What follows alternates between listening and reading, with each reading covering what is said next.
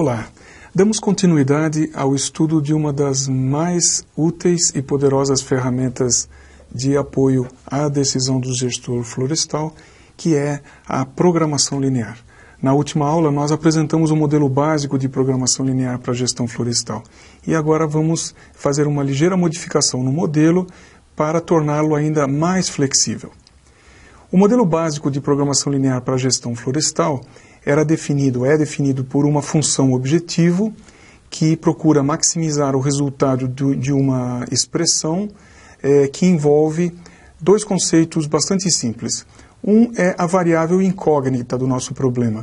É quantos hectares de cada prescrição J devem ser conduzidos na unidade I, sabendo-se que cada hectare conduzido dessas prescrições nessas unidades tem um resultado CIJ, que é a quantificação por hectare da utilização dessa prescrição nessa unidade. Portanto, se temos a quantificação por hectare dessa contribuição e multiplicamos essa unidade, esse valor por unidade de área ou por hectare, pelo número de hectares que são destinados da prescrição J à unidade I, temos o resultado de quanto, no total, essas prescrições estão contribuindo para o nosso objetivo. Essas prescrições, quando escolhidas para cada unidade, consideram a área máxima que temos de cada unidade, portanto, a soma das áreas escolhidas de cada prescrição para cada unidade não pode superar a área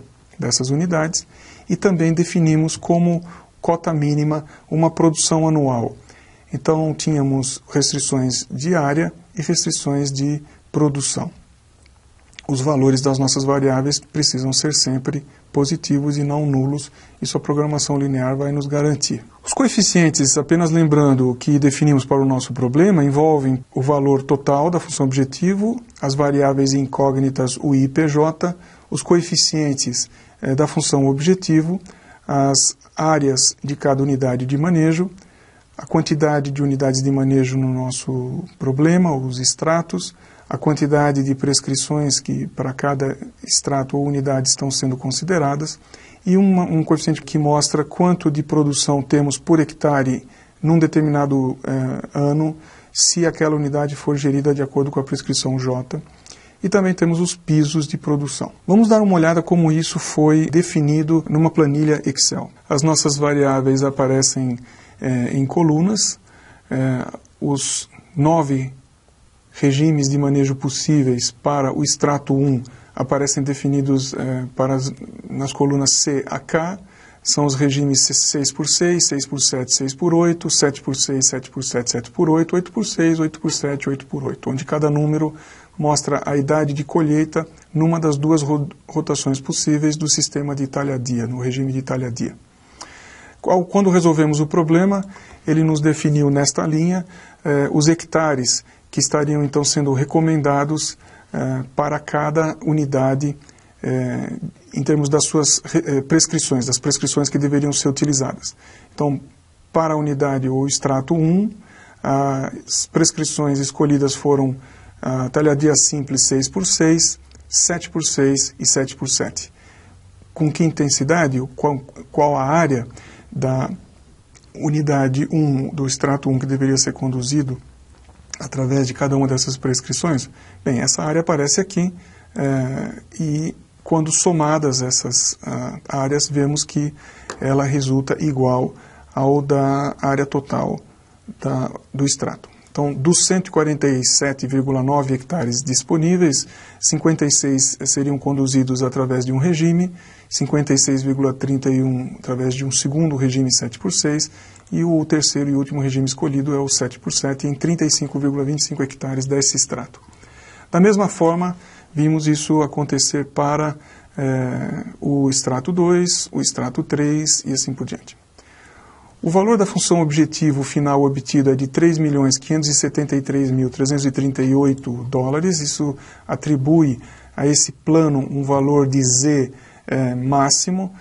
Essa é a melhor combinação que o Excel nos oferece, a programação linear nos oferece, se de fato escolhermos os regimes da forma como foram definidos na solução ótima. Aqui fomos definindo os limites, os pisos, definimos 20 mil metros cúbicos como piso anual de produção, e esta solução produz todos os anos produz esse valor mínimo de 20 mil metros cúbicos, com alguns picos em alguns anos aqui, como representado aqui nessa planilha. Bem, temos então uma solução para cada um dos 6 estratos do nosso problema, e essa solução foi resultado de aplicarmos o modelo de programação linear, que nos permitiu definir as melhores prescrições para cada unidade de gestão florestal, sendo elas, nesse caso, em número de 6. Usamos a planilha Excel para formularmos o problema, e depois de formulado o problema, utilizamos o solver MS Excel, Microsoft Excel, para resolver o problema. O que vamos trazer de novo hoje é a definição de uma nova variável que será acrescentada ao modelo matemático, e o uso dessa variável tornará os nossos exercícios muito mais flexíveis. A mudança é sutil, é ligeira, e veremos que ela nos aumenta a capacidade de manipulação de uma variável especial aqui, que é a produção anual. Primeira coisa que vamos perceber é que não muda nada na função objetivo. A função objetivo continua definida da mesma forma como foi definida anteriormente. As restrições de área também permanecem iguais, as primeiras restrições são as mesmas, mas aparece uma novidade aqui no conjunto de restrições que definiam pisos para a produção anual. A mudança no modelo básico envolve a criação de uma nova variável. Por ser calculada endogenamente, por ser calculada automaticamente, uma vez que se definam os valores de UI e PJ, essas variáveis são chamadas endógenas. Porque percebam que, ao definir os valores de UI e PJ, esses valores se multiplicam pelos respectivos volumes. Quando somados todos esses termos dessa expressão, isso automaticamente calcula o valor de volume naquele ano. É uma forma apenas de contabilizar o resultado de uma grande expressão que existia, de uma expressão comprida aqui que temos do lado esquerdo. A soma total dessa expressão resulta igual a essa variável que então é endogenamente calculada. Por isso são chamadas variáveis endógenas. Qual a vantagem da nossa formulação matemática ter agora variáveis endógenas? Bem, ao defini-las, no caso o volume no ano T, temos agora uma variável que contabiliza a produção e que pode ser mais facilmente manipulada pelo analista, pelo gestor. Definida uma variável endógena para contabilizar o volume anual, temos agora condições de controlar com mais detalhe o volume anual neste modelo. Por exemplo, vamos impor volume anual de produção igual para todos os anos. Como poderíamos fazer isso? Se temos uma variável endógena que calcula o volume anual para os anos 1, 2 até o 21º ano do nosso horizonte de planejamento, no nosso exemplo, podemos dizer que gostaríamos de ter o volume 1 igual ao do volume 2, ou seja, o volume do ano 1 tem que ser igual ao volume do ano 2. Se simultaneamente impusermos que o volume do ano 2 tem que ser igual ao do ano 3, e do ano 3 igual ao do ano 4, e assim por diante, cada igualdade entre produções anuais, quando consideradas simultaneamente, gera um fluxo de produção absolutamente estável, totalmente igual, as produções anuais sendo todas iguais. Então, matematicamente, o que estamos fazendo é dizer que volume no ano seguinte tem que ser igual ao volume no ano anterior.